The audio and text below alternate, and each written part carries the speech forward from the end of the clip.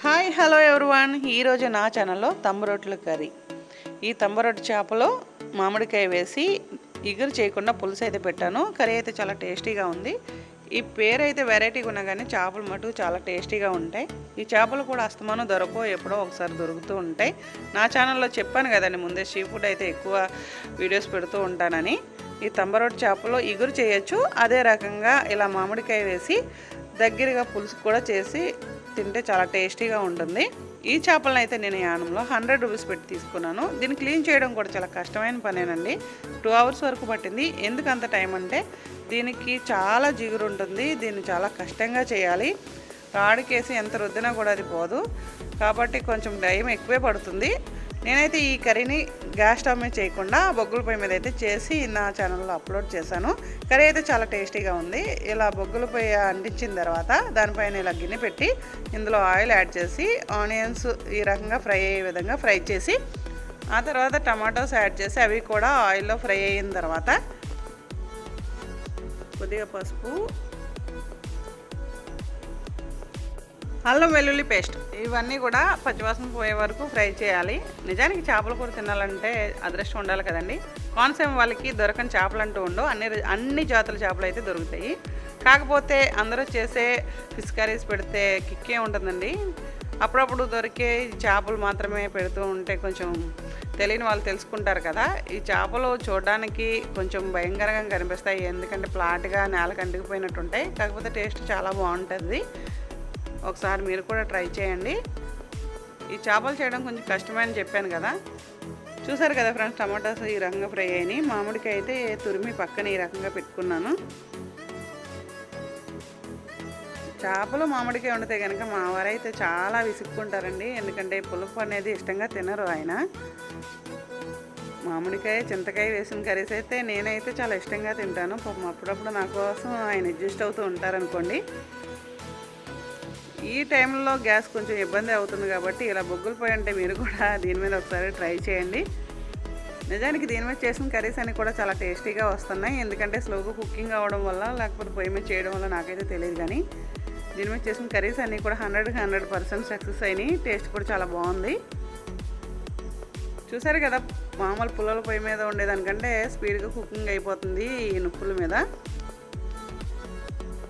ఈ రకంగా అన్నీ ఫ్రై అయిన తర్వాత ఇందులోనే అల్లం వెల్లుల్లి పేస్ట్ వేసాను, అదే రకంగా పసుపు,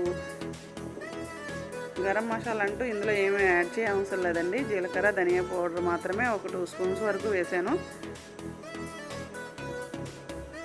ఈ కర్రీకి కారం ఉప్పు కొలతలు అయితే నేను చెప్పలేనండి, ఎందుకంటే మనం ఎన్ని చేపలు చేస్తున్నాం అనేది డైలీ కుకింగ్ చేసే వాళ్ళకి ఒక ఐడియా ఉంటుంది కాబట్టి దానికి ఎంత పడుతుంది అనేది తెలుస్తుంది. కాకపోతే కర్రీలో ఏమైతే వేసామో అవన్నీ కూడా వీడియోలో చూపిస్తున్నాను, అవి చూసి ఆ పద్ధతిలో మీరు కూడా ట్రై చేయండి.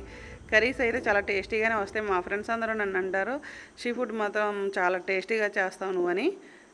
నా వీడియోస్ ఇలానే ఫాలో అవుతూ ఉండండి. చూసారు కదా ఫ్రెండ్స్, ఇందులో కొంచెం కారం ఎక్కువే పడుతుంది, ఎందుకంటే చేపలు అనేవి కొంచెం ఎక్కువగానే ఉన్నాయి కాబట్టి నేను ఒక 5 స్పూన్ల వరకు కారం అయితే ఇందులో యాడ్ చేశాను. ఈ కారం కూడా పచ్చివాసన పోయే వరకు ఫ్రై చేసి అందులో కొద్దిగా సాల్ట్ కూడా వేసేసాను. కొంతమంది చేపలు పట్టించేసి ఫ్రై అయిన తర్వాత డైరెక్ట్ అందులో వేస్తారు. నాకైతే అలా ఇష్టం ఉండదు, ఎందుకంటే కారం అనేది ఆ చేపల్లోకి వెళ్ళిపోయి అది ఆయిల్లో ఫ్రై అవ్వక పచ్చివాసన అనేది వస్తుందని నాకు ఒక ఫీలింగ్. ఇవన్నీ ఆయిల్లో ఫ్రై అయిన తర్వాత చేప ముక్కలు కూడా వేసి ఒక 2 or 3 మినిట్స్ వరకు ఇలా ఫ్రై చేసి దాని మీద మూత పెట్టి అందులో వాటర్ అంతా ఇంకిపోయిన తర్వాత వాటర్ అయితే యాడ్ చేస్తాను. ఏ చేపల కూర చేస్తాను కూడా అలానే చేస్తాను నేనైతే. నేను చేసిన కర్రీలో మీరు గమనించాల్సిన విషయం ఏంటంటే, నేను బొగ్గుల పొయ్యి మీద కదండి కర్రీ చేస్తున్నాను. ఇందులో కొంచెం వాటర్ గ్యాస్ స్టవ్ మీద చేసేదానికంటే కొంచెం తక్కువే వేయండి, ఎందుకంటే బొగ్గుల పొయ్యి మీద చేసే వాళ్ళందరూ కూడా ఇది గమనించండి. ఎందుకంటే అది స్లోగా కుకింగ్ అవుతుంది కదా, ఎక్కువసేపు కుక్ అయిపోయి చేప అనేది విడిపోతుంది. కాబట్టి స్టవ్ మీద వేసే వాటర్ కంటే సగం మాత్రమే ఇందులో వేసుకుంటే బాగుంటుంది. చూసారు కదా ఫ్రెండ్స్, ఇవన్నీ వేసిన తర్వాత వాటర్ కూడా యాడ్ చేసి మూత అయితే పెట్టేశాను. ఇలాగ 5 మినిట్స్ కుకింగ్ అయిన తర్వాత ఈ మామిడికాయ తురుము అనేది ఇందులో యాడ్ చేసి ఇలా స్లోగా కుకింగ్ చేస్తే మటు కర్రీ అయితే అదిరిపోయింది. ఈ మధ్య కాలంలో నాకు కొంచెం బిజీ షెడ్యూల్ ఉండడం వల్ల కర్రీస్ అనేవి నా ఛానల్ అప్లోడ్ చేయలేకపోతున్నాను వీడియోస్. ఇక ముందు మంచి మంచి వీడియోస్ అయితే నా ఛానల్లో షేర్ చేస్తూ ఉంటాను. ఇలానే నా ఛానల్ ఫాలో అవుతూ ఉండండి. చూసారు కదా ఫ్రెండ్స్ ఎంత కలర్ఫుల్గా ఉందో కర్రీ అయితే. గ్యాస్ స్టవ్ మీద కంటే తొందరగా కుకింగ్ అవుతుంది. మంచి చక్కగా కలర్ఫుల్గా ఉంది. గ్యాస్ లేని టైంలో ఇలా గ్యాస్ ఆదా చేసుకోవచ్చు కదా మీరు కూడా. అందుకని అందుబాటులో ఉంటే కనుక మీరు కూడా ఇలా బొగ్గుల పొయ్యి అనేది తీసుకుని పక్కన పెట్టుకుంటే మంచిదని నా ఉద్దేశం. ఈ మామిడికాయ తురుము అయితే ఈ కర్రీలో అయితే యాడ్ చేసి స్లోగా కుకింగ్ చేయాలి. ఈ కర్రీ అయితే మామూలుగా ఈ తంబరొట్టి చేపలు అనేవి ఎగురు చేస్తారు. ఇలాగా ఈ మామిడికాయ తురిమేసేటప్పుడు పులుసు టైప్లో దగ్గరికి ఈ రకంగా కర్రీ చేస్తే చాలా టేస్టీగా ఉంటుంది. చూసారు కదా మంచి కలర్ఫుల్గా ఎంత బాగుందో. ఏది ఏమైనా కానీ పొయ్యి మీద చేసి కర్రీస్ అనేవి కూడా చాలా టేస్టీగా ఉంటాయి కదండి.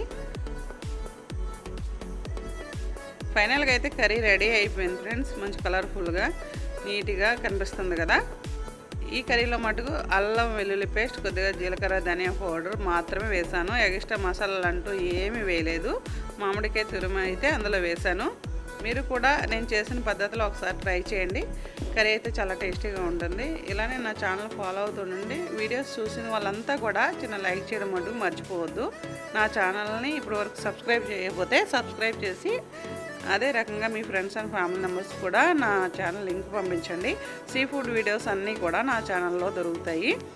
ఏమైనా సీ ఫుడ్స్ కావాలన్నా కూడా మీరు కామెంట్ రూపంలో తెలియపరిస్తే మీకోసం నా ఛానల్లో ఆ వీడియో ఖచ్చితంగా అప్లోడ్ చేస్తాను friends. Okay friends, by bye friends.